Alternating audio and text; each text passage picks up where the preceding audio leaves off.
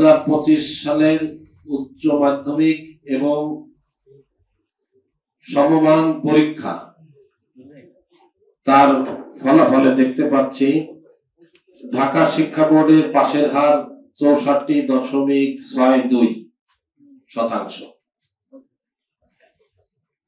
Rajshahi board 59.40%, Comilla board 48.86, Jessore board 50.20, Chittagong board 52.57, Barisal শিক্ষা board 62.57, Sylhet board 51.86, Dinajpur board 57.49, Mymensingh board 51.54, মাদ্রাসা শিক্ষা বোর্ড 75.61, কারিগরি শিক্ষা বোর্ড 62.67।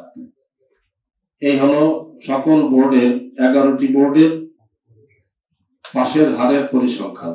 এই পাশের হারগুলোর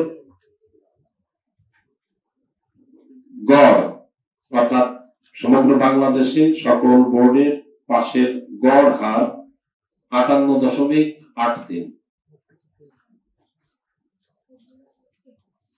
এবং 9টি সাধারণ শিক্ষা বোর্ড অর্থাৎ মাদ্রাসা শিক্ষা বোর্ড এবং কারিগরি শিক্ষা বোর্ড বাদে বাকি যে 9টি সাধারণ শিক্ষা বোর্ড বলা হয় সেটির পাশের হার গড় 57.12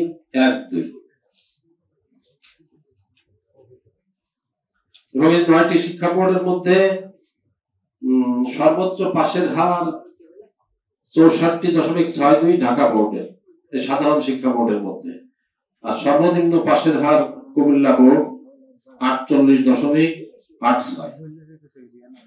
এর মধ্যে আছে অন্যান্য বোর্ডের পার্সেন্টেজ এবং এই 9টি বোর্ডের গড় পাশের হার 57.12। আগেই বলেছি আলিম অর্থাৎ মাদ্রাসা শিক্ষা বোর্ডের পাশের হার 75, কারিগরির 62.67।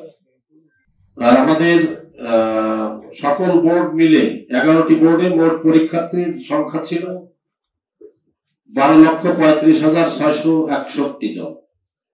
এর মধ্যে উত্তীর্ণ হয়েছে 7,26,960 জন, অর্থাৎ 6.5 লাখের 1,000-এর মতো বেশি।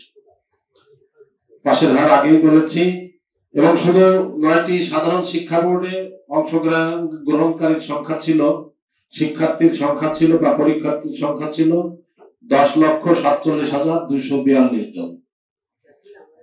এ থেকে উত্তীর্ণ হয়েছে এই 9টি শিক্ষা বোর্ডের মধ্যে মোট উত্তীর্ণ হয়েছে 5,98,166 জন।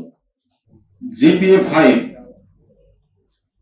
11টি বোর্ডে জিপিএ 5 এর সংখ্যা হচ্ছে জিপিএ 5 প্রাপ্ত শিক্ষার্থীর সংখ্যা হচ্ছে 69,097 জন। 69,097।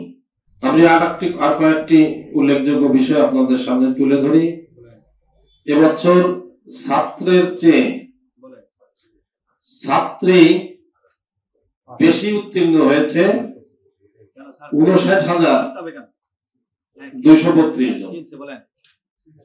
ছাত্রী উত্তীর্ণের সংখ্যা ছাত্রদের তুলনায় 59,232 জন। আর একই কাহিনী, ছাত্রী জিপিএ 5 পেয়েছে ছাত্রদের চেয়ে 4,991টা, প্রায় 5,000 জিপিএ 5 বেশি পেয়েছে শিক্ষার্থীরা ছাত্রদের তুলনায়।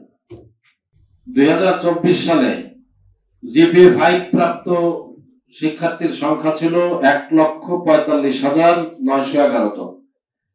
এবছর সেই সংখ্যাটি দাঁড়িয়েছে 69,097 জন। এখন আপনাদের এগুলো জানা যে বেশ কিছু প্রতিষ্ঠান শতভাগ পাস করে, আবার এর উল্টা চিত্রও আছে, বেশ কিছু প্রতিষ্ঠান একজনও পাস করে না। তার পরিসংখ্যান আমি তুলে ধরছি। 25 সালে শূন্য পাস এমন শিক্ষা প্রতিষ্ঠানের সংখ্যা 202টি, অর্থাৎ এই সকল প্রতিষ্ঠানে একজন পরীক্ষার্থীও পাস করেনি। সেই প্রতিষ্ঠানের সংখ্যা 202টি। আর এবছর অর্থাৎ 25 সালে শতভাগ পাস করেছে, যে কয়জন পরীক্ষা অবতীর্ণ হয়েছিল সকলেই উত্তীর্ণ হয়েছে, এই সংখ্যা 345টি প্রতিষ্ঠান।